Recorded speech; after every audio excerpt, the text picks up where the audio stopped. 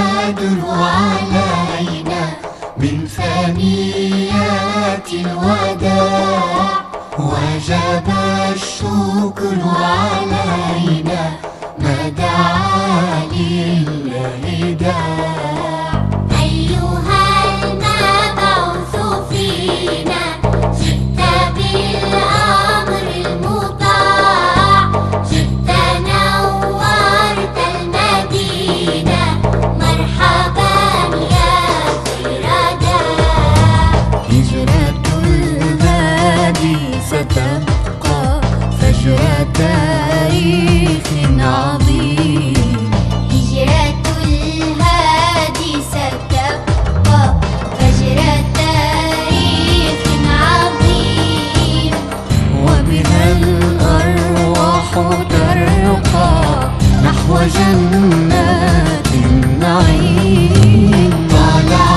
البدر علينا من ثنيات الوداع وجب الشكر علينا ما دعا لله داع أيها المبعوث فينا جئت بالأمر المطاع جئت نورت المدينة مرحبا يا خير داع مرحبا يا خير داع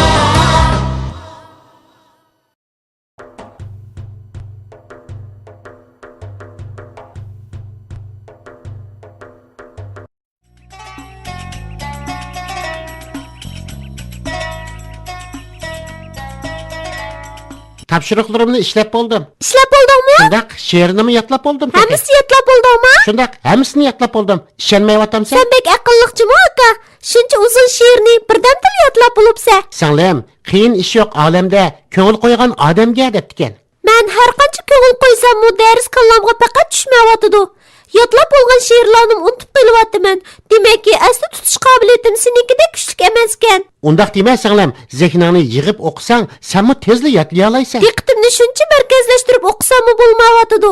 Sen nemishqa shuncha tez yodlaysan? Men nemishqa yodlayolmayman? Tozumu. Fatima, sen meni qizg'anyaptamsan?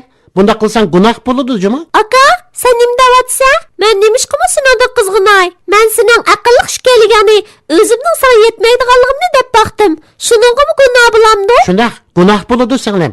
Chunki dinimiz insonlarni qizg'anchiqlik, ko'ralmaslik va hasad qilishdan to'sqan. Men seningni qizg'anmagan tursam, men faqat Fatima, men sana aniq tushuntirolmagan o'xshayman. eng yaxshisi buni buvam tushuntirib qo'ysin. To'g'ri deysan singlim, bu masalani bovam yaxshi tushuntirib qo'ya oladi. Yura amsa, buvamning uyini kiray. Assalomu alaykum, Alaykum assalom bolalarım. Xudoga shukr. Qani kelinglar. Bova, qizg'anchiqlik degan nima? Bolalarım, qizg'anchiqlik Alloh taolo cheklagan nachar odatlarning biri. Payg'ambarimiz Muhammad alayhissalom ummatini qizg'anchiqlikdan to'sqan. Buva, undaqda birovning qizg'anchiqlik qilgan yoki qilmaganligini qanday belgili bo'ldi? Savolingni aniqroq degina qizim. Bova, Fatimaning demoqchi bo'lgani shuki, men topshiriqlarimni ishlab, she'rni birdamda yodlab bo'ldim. Lekin u shuncha tirishgan bo'lsa-mu, faqat yodlay olmay, bakmi qiynalib ketdi. Shuning bilan u mening she'rni tezlikda yodlab olganligimdan bakmi hayron bo'lib, menga nima uchun mening shuncha tez yodlay olganligimni, o'zining shuncha zehn qo'ysimi, faqat yodlay olmayotganligini aytdi. Shunga men uningga bundaq o'ylashning qizg'anchiqlik bo'lganligini aytgan edim. Qizim Fatima, sen akangning asli tutish qobiliyatining tovanlab, u qobiliyatning faqat o'zingdili bo'lishini o'yladingmi? Yaqay buva, shundaqmi o'ylarmanmi? Undaqda bu qizg'anchiqlikka kirmaydi qizim. Sen faqat akangning aqlli ekanligiga hayron qolsan. Lekin uningdan qizg'anmabsan. Agar sen akangdagi qobiliyatning akangda bo'lmay faqat o'zingdili bo'lishini orzu qilgan bo'lsang, u qizg'anchiqlik hisoblanadi. Dinimiz mana bu xildagi qizg'anchiqlikni cheklagan. Payg'ambarimiz Muhammad alayhissalom hasad, ya'ni qizg'anchiqlikdan saqlaninglar. Chunki qizg'anchiqlik yaxshiliklarni xuddi o'tinni yalmab ko'ydirib o'tgandek yo'q qilib o'tadi degan. Lekin dinimizda cheklanmagan qizg'anchiqlikmi bor? Bova, u qanday qizg'anchiqlik? Dinimizda cheklanmagan qizg'anchiqlik haqida payg'ambar alayhissalom mundoq degan. Mundoq ikki xil odamga qizg'anchiqlik qilsanglar bo'ladi. Ularning biri Allah Taala ato qilgan mol dunyoni o'rinliq yerga sarf qilgan kishi. yana biri Alloh taolo nozil qilgan Qur'oni Karim bo'yicha hukm qilgan va ularni boshqalarga o'rgatgan kishi. Balarim, agar sizlar yaxshi xislatlik bir odamni ko'rib, shu xislatning o'zinglardimi bo'lishini orzu qilsanglar, bu yaxshi. Lekin ularga hasad qilib silishdan saqlanish uchun ichinglarda Bismillahi mashallah, la quvvata illa billah desanglar, hasaddan saqlanib qola olaysizlar. Buva, dinimiz haqiqatanmi ulug' din ekan. O'zimizni tuzashga buyuribli qolmasdan yana boshqalarga qanday muomala qilishni o'rgatadi ekan. Alloh taoloning bizga bergan ne'matlari uchun ko'plab tashakkur aytamiz. Shukri Xudoyim, shukri. Balarim, endi payg'ambar alayhissalomning hayoti haqidagi hikoyani davomlashtiraylikmi? Shunday qilaylik buva.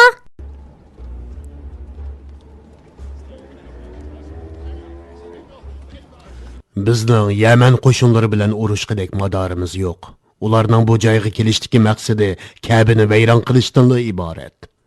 Senanchi bo'lganda qanday qilishimiz kerak? Hozirgi oltimiz bilan Ka'bani ularning hujumidan saqlab qola olmaymiz. Ka'ba qo'ldan ketadigan bo'ldi. Biz eng yaxshisi jinimiz bilan mol-mulkimizni qo'g'dab qilish uchun hukmdorga elchi avatayli. Askarlar jinimiz mol-mulkimizga cheqilmiz. Elchilikka kim borsa muvofiq bo'lar. Avval orimizdan bir hay'at saylab chiqayli. To'g'ri, shunda qilayli. Hay'at boshlig'i Abdulmutallib bo'lsin. Abdulmutallibmi? Shundaq Abdulmutallib u orimizdagi eng peshqadam va aqlli odamlarning biri. Ham bizning qabila boshlig'imiz. Lekin u hozir hozdar, o'g'lining qorliqini tutib-otidi. Meningcha u bu vazifani qabul qilmasmikin deyman. Buningga oldirab hukm qilmayli. Boshqa birini o'ylashib baqayli. Lekin avval uning bilan so'zlashib, fikrini anglab baqayli.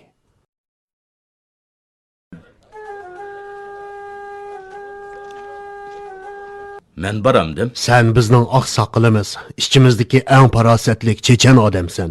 Bu ishning o'disidan faqat senni chiqa olaysan. Abraha qo'shinlarga qarshi qo'limizdan hech ish kelmaydi. O'g'u shu, lekin Abrahaning maqsadi bizning mollarimizni bo'lash emas, u Ka'bani tuzlab etmoqchi. Sen uni bizga cheqilmaslikqa qoyil qilsang-da kifoya. Bo'ladi. Lekin sizlarga bir shartim bor. Qani shartingni ayt. Men nima desam shuni qilasizlar. Ishimga aralashib olmaysizlar. Abrahaning so'ziga qarshi chiqmaysizlar. Ey Abdulmutallib, sen nima desang shuni qilamiz. Hukmdorimiz sizlar bilan ko'rishga qo'shildi. Qani marhamat. Talabinglarning hammasi musholama. Buningdan boshqa talabinglar yo'qmi? Shundaq, hammasi mushola. Boshqa talabimiz yo'q. Meni sizlar ulug'lab muqaddas joyda bilgan Ka'bani yer yuzidan yo'q qilib o'tish maqsadida keldim. Lekin sizlar hozir o'zinglar muqaddas deb bilgan shu Ka'bani tashlab, jinlarni qutqizish qo'yida bo'lyapsizlar. Bu ish faqat qallamdan o'tmayotidi. Ka'baning egisi Allohdir. Allah Ka'bani sening hujumingdan qo'g'dashga qodirdir. Mening hujumimni hech kim to'sib qola olmaydi. Avlarning mol-varanlarini qaytirib beringlar. Oqsoqol, sen xotirjam bo'l. Avomning jini bilan mol-mulkiga cheqilmaymiz. Qo'shinlarim bilan attiganda shaharga kiraman. Agar kimda kim Ka'bani qo'g'dayman deb menga qarshi chiqar ekan, u chaqda hech kimni bo'sh qo'yib etmayman. Hay Quraysh, hay Makka aholisi, so'zimga obdan quloq selinglar. Yaman hukmdori bilan ko'rishib keldim. Ka'baga hujum qilmaslikni o'tingan bo'lsam-mo, talabimni rad qildi. Ka'bani tuzlab o'tish uchun keladiganligini aytdi. Shuni sizlar Tangriga duo qilinglar. Sizlarni Tangri o'z panohida saqlasin. Undaqda mol-bisotimiz bilan uylarimizni qanday qilamiz? Ka'bani vayron qilish badaliga mol-bisotinglarga cheqilmaydigan bo'ldi.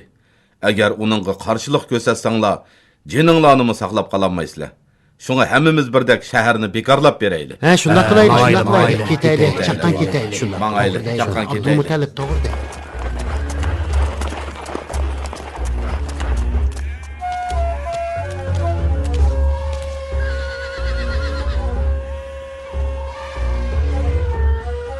Pillarni tayyorlanglar.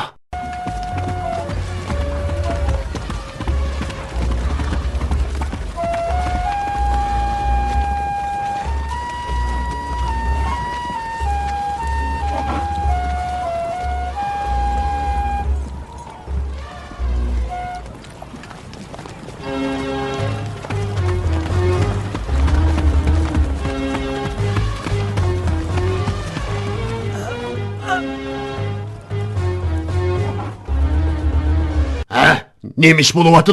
Hey, uni tez tutib olinglar. Oliylari tutqunlar ichidagi Nafil ismli bir asir qechyapti. U askarlarimning qo'lidan qanday qechib ketdi? Nega ketyapti?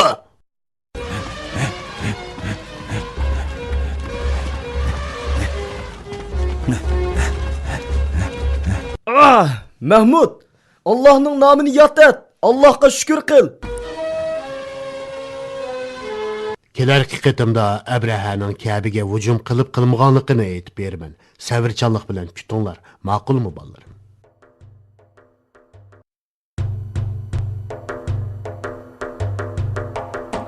طلع البدر علينا من ثنيات الوداع وجب الشكر علينا ما دعا لله